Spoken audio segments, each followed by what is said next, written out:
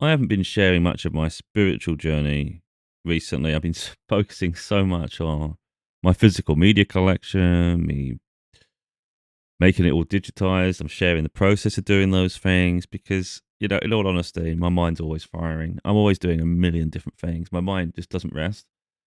Um, so I think people perhaps, I think I'm surprised maybe by my intelligence, how much I can accomplish, what I can do. It's not from an ego point of view. I am good at things, and it's just the way it is because my mind doesn't rest. So I'm always working out and calculating this and that, and I'm trying to figure this out. So I'm always elevated in different areas of my life. So I always have different things to talk about and share, and it's always going to surprise people. But my spiritual development is always like rapidly ascending, and it's quite crazy. I'm not going to share synchronicities like at the moment because I can't be bothered. But my phone, for instance, is going off the hook, and in all honesty, I don't want to hear it. So I just keep scrolling, and I get more and more and more and more, and I know a spirit pushing it to me. So they'll send me things through, even through music, for instance. And it's pointing towards love. Um, Finally, something's happening, and I've been saying for a while that 2025, I know is going to be huge for me. I know it is, and I'm sort of like I'm in a very peaceful state with it, to be totally honest. Even with like finances are not like incredibly great, but I'm having like little wins along the way at the moment, which is nice. Not big wins, it's like these like little wins, but it's just nice, you just recognise that there's something's building. That's what it feels like internally. So I'm not frustrated, I'm not really bothered. So I get a lot of signs about a romance coming, and it's going to be the romance of a lifetime, one that's going to be the one that leads to marriage. But to be totally honest, I've discussed this situation a long time, and I'm more interested in action now. I'm not interested in the signs. So as much as spirit wants to keep me positive with it, I'm like, move, scroll, scroll, scroll, scroll. I don't want to hear it until I see it. And it's the same with all aspects of my life now. I recognise the growth in that. Like if I was to go back even 4 years ago, I'd have been jumping all over signs and I would have loved it. And I was like, oh my god, I can't believe they're saying this, saying this, saying this. Now I'm more about I would just want to see tangible things. So if I'm not seeing tangible things, I'm just focusing on my own lane. I get big signs of career breakthrough. So like huge breakthroughs. But again, I think some people perceive my confidence as arrogance, and I just let people think what they want. I had a video just now saying you're incredibly black and white, and people they don't expect that from you, but because you can be understanding, but really you see things like one way or just one way or the other, and it's like you hold people accountable. It's like yeah, but yeah, I'm getting signs that the career breakthrough is coming, and it's going to be huge. But again, if I'm not seeing it today, then I'm not really going to worry about it too much. I'm just going to keep focusing. And like I said, my new spiritual book's going to be coming out in spring, and that's something I'm desperately want to get back to when I finally get Christmas out of the way. Like, I'm really excited about that.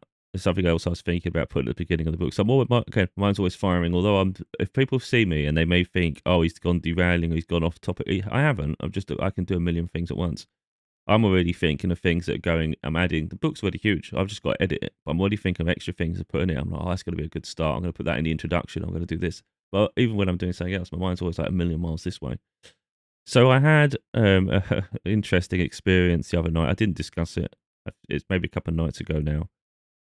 Again, I have so much going on. I just sometimes can't even be bothered to discuss it anymore. I'm like, oh, I'm just going to let it play out. So I was going to sleep, and now I talk about this protection all the time. Like, you have moments where spirit tests you, or you've lapsed in something. You have to bear the consequences, and I take it on the chin. So normally when I do my protection, it's effortless. I call my guides in. It'll be like a bright light around me, and I can do all this so beautifully. And it's like, oh, this is nice. You feel protected in that as well. You're like, this is so nice. We're all in sync, me and my team. That's how I see it, me and my team. And that team is my guides, my angels, the archangels, everybody. It's just like when it's in sync, it's beautiful. Um, and the other night, I shut my eyes to do my protection, and I had this snake. It was a big snake in my mind. It was like a big. You could see its head, and that's what I was seeing. This big snake's head, and I thought, oh, for crying out loud!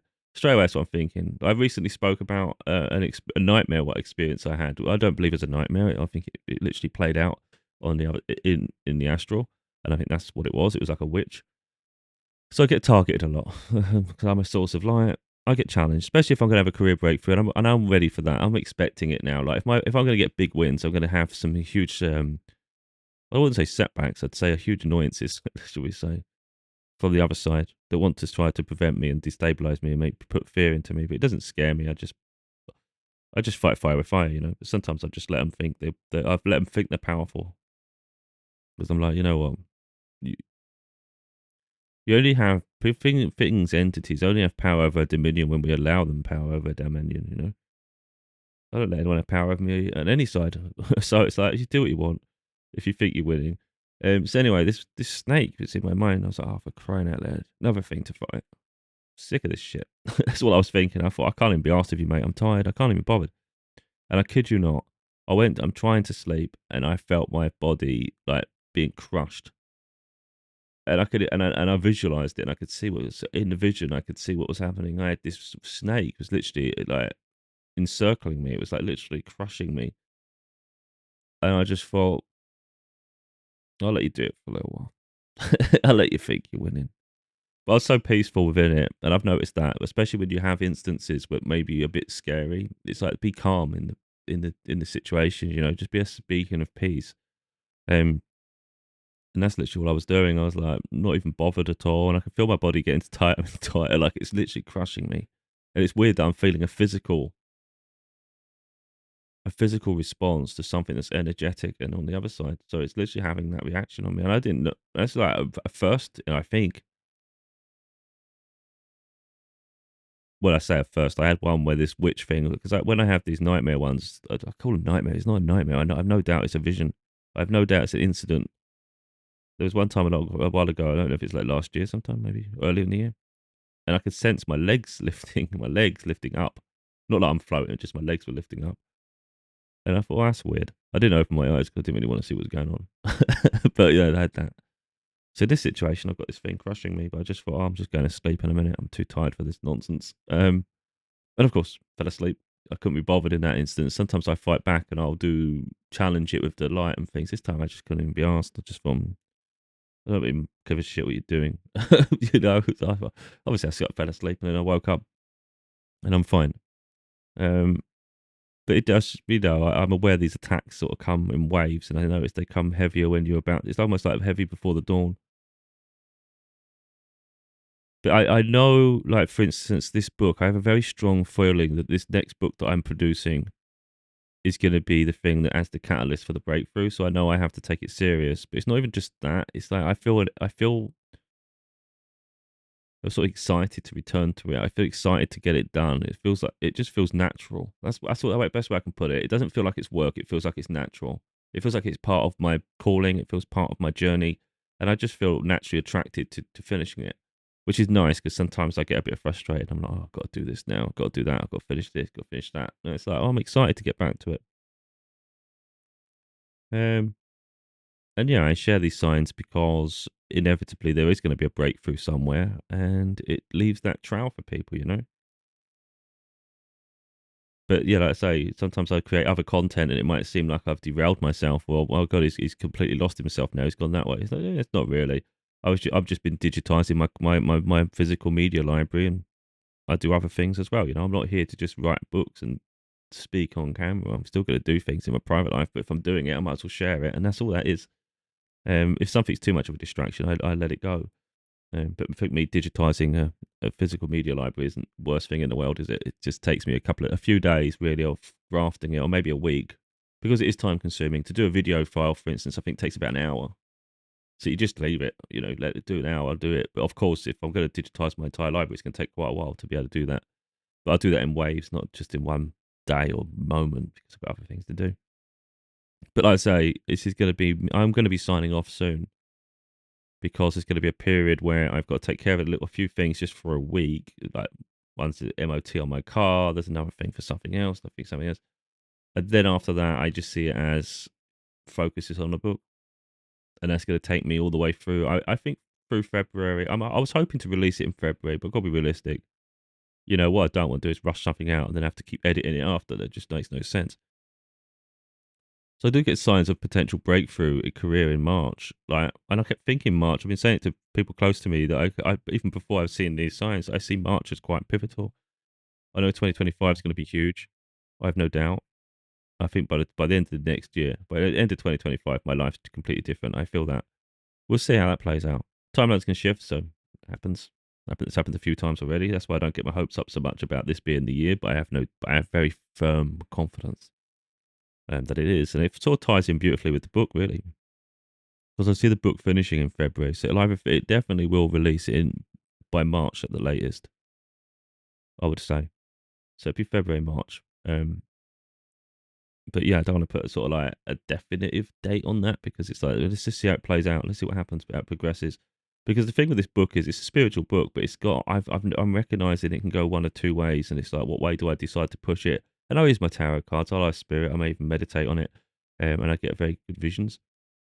And I'll decide what way this book's going to go because it could be very personal or it could be a bit more broad. And I just want to know what they want really from this book because it can go like I said, we can go either way with this. Um, But I think there'll probably be multiple books out of this one book anyway, because there's so much content. Just like much of my other ones, it's like it builds and builds and builds and becomes bigger than I expected it to be. And I have no doubt that it'll help people. And it's saying that like your breakthrough's coming. And the trouble is, I've been working my ass off for so long with very little reward or no reward at all. In all honesty, I've just got used to it. So I'm not used to any sort of applause, recognition. I'm not used to any of that for my work. I'm just used to creating it, everybody ignoring it, me continue to build, continue to work on myself, share my experiences, and keep building on myself and elevating myself along the way. We're not really seeing any financial success or, like I say, recognition, but it's kind of like that doesn't validate who I am or my experiences or the journey or the growth. I still feel incredibly successful in what I do, regardless of any tangible success that comes from it. And that's where I'm at. So I'll just keep creating and creating and creating. But I have no doubt the work I do deserves to be recognized. And I have no doubt the help it will give to people in their lives. So when I see that you're going to like get signs of imminent success coming, it's going to be huge. It's kind of like, in some ways, it makes sense because there should have been little wins along the way to the extent it's deserving, and I haven't had that. So of course, it looks like it will become in one big wave instead of little waves, and it doesn't surprise me at all because I know how good it is. Without again inflating an ego. Have to keep saying that to put people's mind at ease. But going into 2025, I won't be doing those backward steps. If people want to consider it an ego, they'll have to just let them because I don't like these backward steps. So I have to keep defending myself slightly. It's like I don't want to defend myself. I just want to be, and that's how I will be. Um, People take it or leave it. People that want to see me in a bad light will always see a bad light.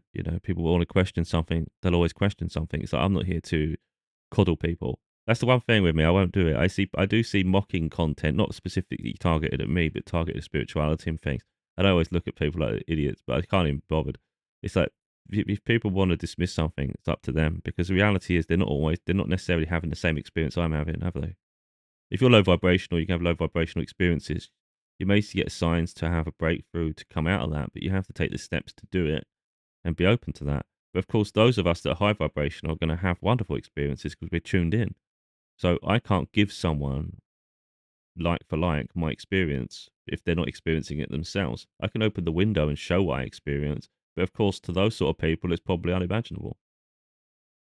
But what do I care what they think if they're not open minded and they haven't had the experiences? It's kind of like they're coming from a place of not understanding and not experiencing. I'm coming from a place of experiencing.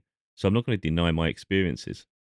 All they can do is try to deny my experiences because they haven't experienced it, but they haven't experienced it because they're not high vibrational enough to receive it. So again, what do I care? Their opinion comes from ignorance. My opinion comes from an actual experience I've had. So, like I say, my phone is going crazy right now with synchronicities.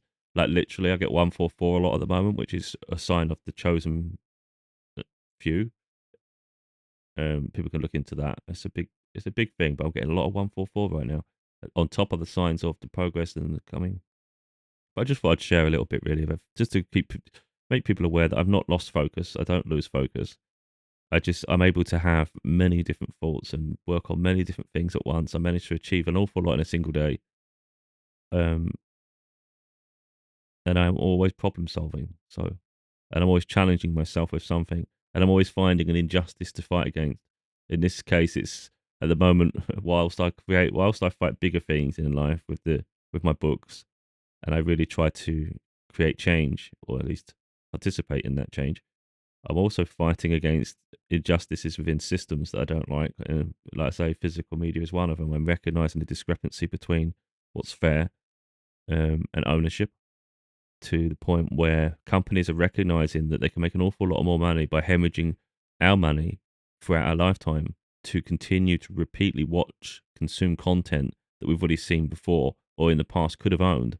They're taking that right away from us by making us hemorrhage every month money into them. So a lot of us, for instance, when we watch streaming services, there's usually a few shows or TV or movies you like to watch repeatedly. So you keep signing up to the service because you really want to keep maintain access to that.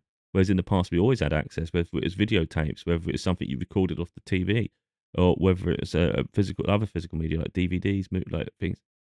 But people moved away from that for convenience, but it's costing them a fortune in the process, and they don't realize that they're eroding their freedom. And that's what it comes down to for me. It's not just about the fact that this is a DVD or this is a movie. It's more the fact that freedoms are being eroded, and I don't like it. And when I recognize things, I really, really speak up, and I actively fight against it, whether they like it or not.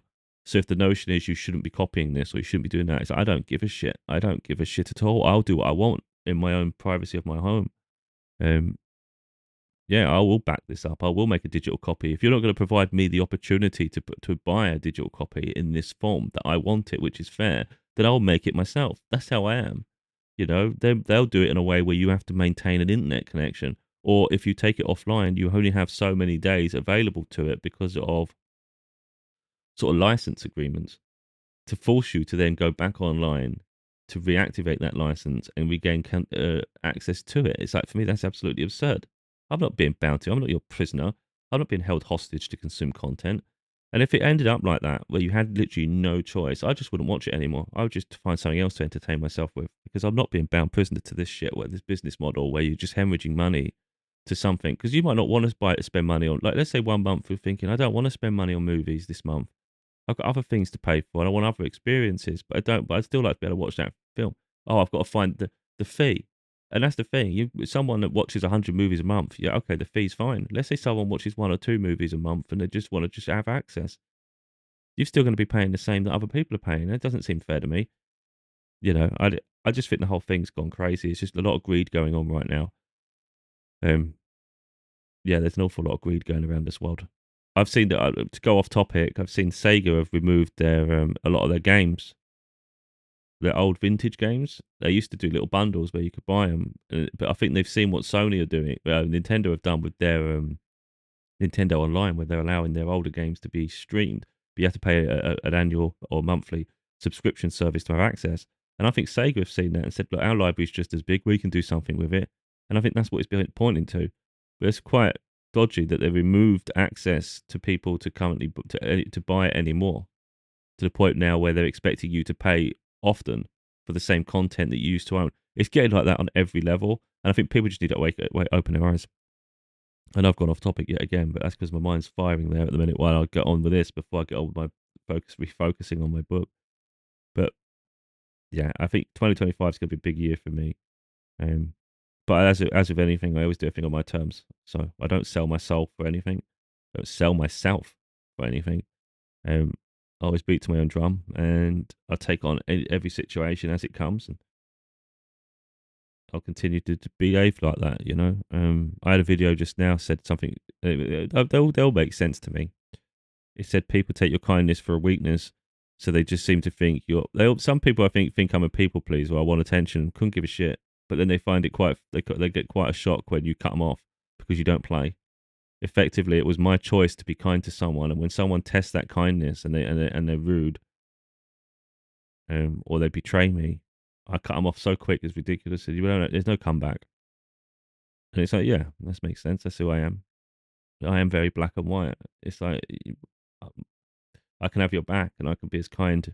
If I like you, I'll have your back, and I'll stand up for you, and you'll get that kind side to me, and the very ones very closest to me get the whimsical, silly, goofy side, the one that's free spirited. I don't care what people think of me the best of times. So what would I give a shit when I'm being goofy and silly? And that amuses people. But only select few people get that side of me because I don't waste my time and energy on the wrong people. I'm not here to please people. I'm here to try and wake people up to be their strongest self, but I'm not asking them to be my best friend in the process, you know. And I've got strong boundaries, so I don't want a million people around me. I have no interest for it. It's too time consuming, too much to do to be someone's favorite person. Um, so that, again, there's a level of arrogance with that. But it's not. It's just recognizing how valuable my time is, my resource, what I bring to the table, and what I want to accomplish in this lifetime. And it's not a case of I'm looking for my ego to be stroked, and I don't need someone's approval. I don't want people obsessing over me. I just want to be able to help people move on. You know, it's kind of where I'm at. Um, but like I say, time is ticking now because I will be working on a book in the new year.